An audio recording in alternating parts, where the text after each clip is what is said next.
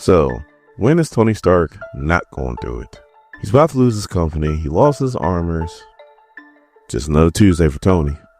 My name is Dorian. This is A.I.M Comics. We're continuing our coverage of Iron Man, the Stark-Roxxon War, with Part 2.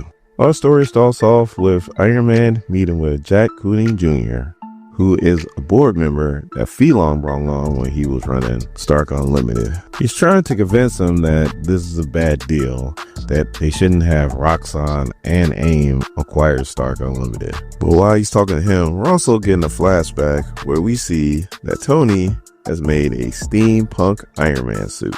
And the AI in this thing is hilarious. We'll see it soon. So while Tony is telling Jack that Roxxon and A.I.M are evil, he's also meeting with Tuatar. She's the lady that just turned into a big old lizard. She's pretty much helping out Tony sabotage one of Roxxon's pipelines. So while that's going on, Tony is trying to convince Jack that Roxxon is pretty much acquiring all kinds of debt and that the street, that's pretty much Wall Street, is backing them up, but they're backing them up on lies. Now, he said in the first issue, but Jack's father was Secretary of Defense when Tony was the director of S.H.I.E.L.D. and they did not get along. So Jack says this is not personal, it's personal. And Jack will be voting for the acquisition of Stark Unlimited. And Tuatar blew up that pipeline.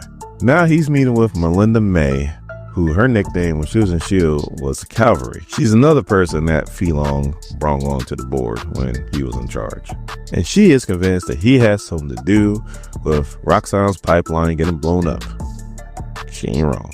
But she has no evidence, so Tony denies it. So Tony tries to do the same spiel with Melinda that he tried to do with Jack, and same results. She is convinced that doesn't matter who is in charge of the company, how evil they are, as long as she's on the board, she can make sure that some evil things or a lot of evil things don't happen.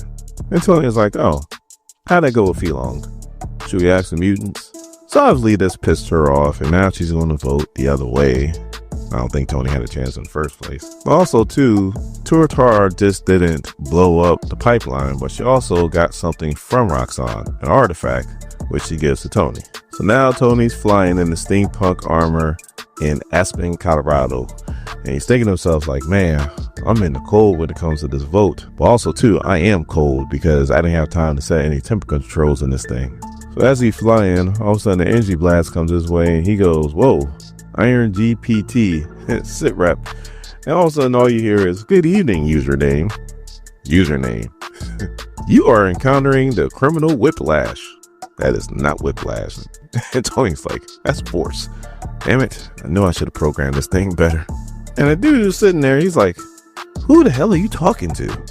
So Tony's like, is that you, Carl? And the dude's like, who the hell is Carl? Tony's like, damn it, it's a new guy. So he goes to hit him with a repulsor blast, and his repulsors don't work, and then he gets hit with a blast. So he's about to bust out whatever that sword is in the back, when all of a sudden this lady comes out and is like, the Scientist Supreme would like to have dinner with you. So he goes in, and he's talking to the Scientist Supreme. She's offered him to take off that armor, which he laughs at. And he's like, no, I'm in the lair of a mad scientist. I think I'll leave it off. So she's like, well, at least let me offer you a hot towel. Which he accepts, puts on his head, and he's like, oh, that feels lovely. Hopefully it's not poison. And she's like, no, not poison, just lavender essence. So she's like, look, we're not trying to kill you, Tony. Maybe Justine Hammer is, but we're not. All we want to do is acquire a company, make you rich, send you on your way. So Tony's like, of course, I'm not going to let that happen. And then the person that's serving him, once he gets a good look at him, he's like, you're Dr. Druid. He's like, what are you doing? And Dr. Drew is like, forgive me, Iron Man. I am not doing this by choice. So he casts a spell, and Scientist Supreme is like, Druid, I need you to do something very unscientific. And Tony just starts screaming no. So now Tony is going through crazy ass hallucinations. His armor melts around him. He's dealing with his dead father, who's blaming him for losing the company. He's dealing with Captain America for when he got killed after Civil War. He's also dealing with his ex-wife, Emma Frost, who pretty much stabs him in the head. But then the art changes, and it goes back to, I think Demon in the Bottle was 1980s, 1970s or 1980s. Anyway, he's dealing with that, the demon in the bottle. So he fights back and he breaks the demon in the bottle, and then he wakes up in his office on the floor. And he's like, what time is it? What day is it? He goes, Iron GPT. Did I miss a vote? And it goes, no username. You still have 45 minutes before you have to be in New York. And he goes, 45 minutes? And she's like, or it's like, you need to be airborne right now.